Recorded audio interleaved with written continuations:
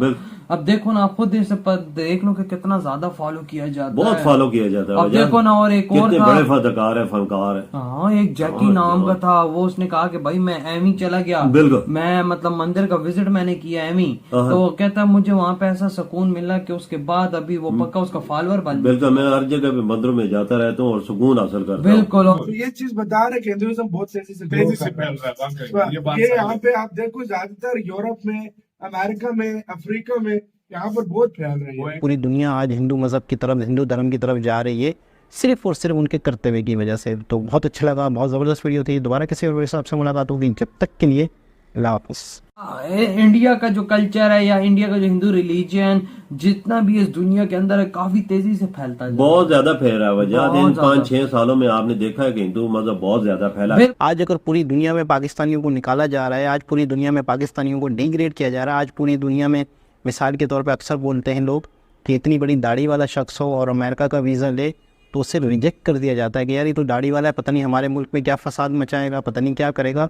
तो मतलब वो समझ लें कि हम अपने पूरे कुंबे को, हम अपने पूरे रिलीजन को, हम अपने पूरे कंट्री को, हर चीज़ को रिप्रेजेंट करते हैं। जय हिंद दोस्तों हॉलीवुड की मशहूर अभिनेत्री और ब्रिटेन की मशहूर गायक को भगवान भोलेनाथ का आशीर्वाद लेते हुए देखकर पूरी दुनिया में सनातन की चर्चा शुरू हो चुकी है। बात है भाई। इंडिया का जो कल्चर है या इंडिया का जो हिंदू रिलीजन जितना भी इस दुनिया के अंदर है, काफी तेजी से फैलता है। बहुत ज्यादा फैल रहा है वजह। बहुत इन ज्यादा। 5-6 सालों में आपने देखा है कि हिंदू मजहब बहुत ज्यादा फैला है। बिल्कुल। और हाँ। इंडोनेशिया में आप हिस्ट्री उठा के इंडोनेशिया की देख लें, उधर तो बहुत फैला है। बिल्कुल, इसमें कोई शक की हाँ बात ना। है। इंडोनेशिया में काफी फैला है और देशों में भी और बहुत देशों में फैला भी है। फैला है। अमेरिका हो गया, यूरोप हो गया, हाँ ना। उधर भी काफी ज्यादा फैला है। देखो ना, आज इतने बड़े बड़े स्टार्स फॉलो कर रहे हैं। बिल्कुल फॉलो करते हैं ना वजह। वही ना, बिल्कुल। अब दरअसल British rock band cold play के गायक क्रिस मार्टिन अपनी महिला दोस्त डकोटा जॉनसन के साथ भारत आए हुए हैं। क्रिस मार्टिन अपने बैंड कोल्ड प्ले के म्यूजिक ऑफ द स्पीयर्स के वर्ल्ड टूर के लिए भारत आए हुए हैं और इस दौरान 18, 19 और 21 जनवरी को नवी मुंबई के DBI पाटिल स्टेडियम में कोल्ड प्ले रॉक बैंड का कॉन्सर्ट होगा, जिसमें क्रिस मार्टिन परफॉर्मेंस करेंगे। अब खास बात ये नहीं है कि क्रिस मार्टिन भारत में कॉन्सर्ट में परफॉर्मेंस करने के लिए आए हुए हैं, बल्कि खास बात यह है कि मुंबई पहुंचते ही क्रिस मार्टिन अपनी महिला दोस्त डकोटा जॉनसन के साथ मुंबई के प्रसिद्ध बाबूनाथ मंदिर पहुंचे और वहां पर जाकर उन्होंने भगवान भोलेनाथ का आशीर्वाद लिया और इस दौरान दोनों पारंपरिक भारतीय परिधान में नजर आ रहे थे। क्रिस ने जहां पर नीले रंग का कुर्ता पहना हुआ था तो वहीं पर इस दौरान डकोटा ने सिंपल प्रिंटेड सूट पहना हुआ था। क्रिस ने अपने गले में रुद्राक्ष की माला पहनी हुई थी और वहीं पर डकोटा ने अपने सिर को स्कर्ट से ढका हुआ था। हम आपको बता दें कि कोल्ड प्ले एक मशहूर ब्रिटिश रॉक बैंड तो है ही, लेकिन इनकी खासियत यह है कि यह दुनिया भर के अलग अलग देशों की संस्कृति पर अपना संगीत बनाते हैं और भारतीय संस्कृति पर यह आज से तकरीबन 8 वर्ष पहले ही एक बहुत ही ज्यादा मधुर संगीत बना चुके हैं, जिसे यूट्यूब पर तकरीबन 200 करोड़ से ज्यादा बार सुना गया है। उनकी जो अंदर की उसकी समझ है, जो उसको कहती है कि अच्छे बुरे को समझो, उस पर ये टिक नहीं पाएंगे। इसीलिए हम सनातन धर्म को सनातन कहते हैं, बिकॉज सनातन वो है जो कि हमेशा रहता है, हमेशा था और हमेशा रहता है। उसका आप नाम जो भी दे दीजिए, इट मेक्स नो डिफरेंस।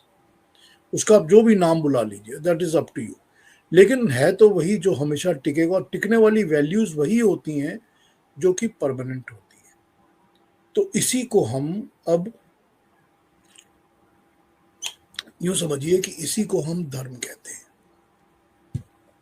जो धर्म है, वो धर्म वर्ड का मतलब रिलीजन नहीं होता। धर्म वर्ड का मतलब कोई पंथ या कोई बिलीफ सिस्टम नहीं होता।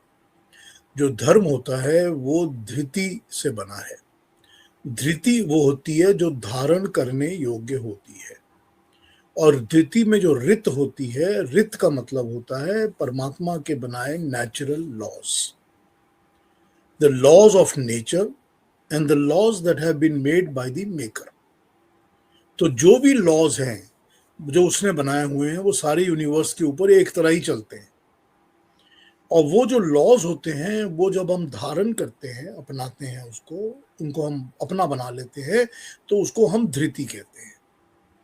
तो धृति वो को जो फॉलो करते हैं वो धर्म होता है। तो यूं समझ लीजिए कि जो आपकी ड्यूटी है या आपको जो पता है होना चाहिए, वो धृति है। हमको पता है कि कर्म करोगे तो कर्म का फल तो मिलेगा ही। तो ये क्या है? ये नेचुरल लॉ है, वरना तो आप दुनिया में कोई काम ही ना करे। काम करेगा तभी तो उसको कुछ तनख्वाह मिलेगी या पैसे मिलेंगे या कुछ और मिलेगा। तो ये तो लॉ है नेचर का, इसको हमको फॉलो ही करना पड़ता है। हमको पता है कि जो पानी है वो हमेशा नीचे को बहेगा और आग जो है हमेशा ऊपर को उठेगी। तो ये हमको पता है, लॉज हैं। अब H2O है जिससे कि पानी बनता है, हाइड्रोजन और ऑक्सीजन। जो ऑक्सीजन होती है वो आग को जलने में मदद करती है, और जो हाइड्रोजन होती है वो खुद ही आग होती है। मगर वो मिलके दोनों पानी बन जाते हैं, उनमें कोई आग होती ही नहीं, और वो आग को शांत करने का एजेंट बन जाता है। तो ये जो लॉज है ना नेचर के, ये जो लॉज को आप अगर फॉलो करते हो, अपनाते हो, तो ये हमारा धर्म है। उसमें क्या है? इंसानियत की इज्जत करो, हर इंसान की इज्जत करो। जितने भी लिविंग बीइंग्स हैं, जिसने भी सांस लेना है इस दुनिया में, जिसके अंदर प्राण है, वो सब लिविंग बीइंग्स के अंदर परमात्मा है। उनका सबका भला करो, जो नेचर है उसका अच्छा करो। You can not hurt the nature. दूसरी बात, हर मनुष्य की इज्जत करो, उसका सम्मान करो, अपने जैसा देखो सबको।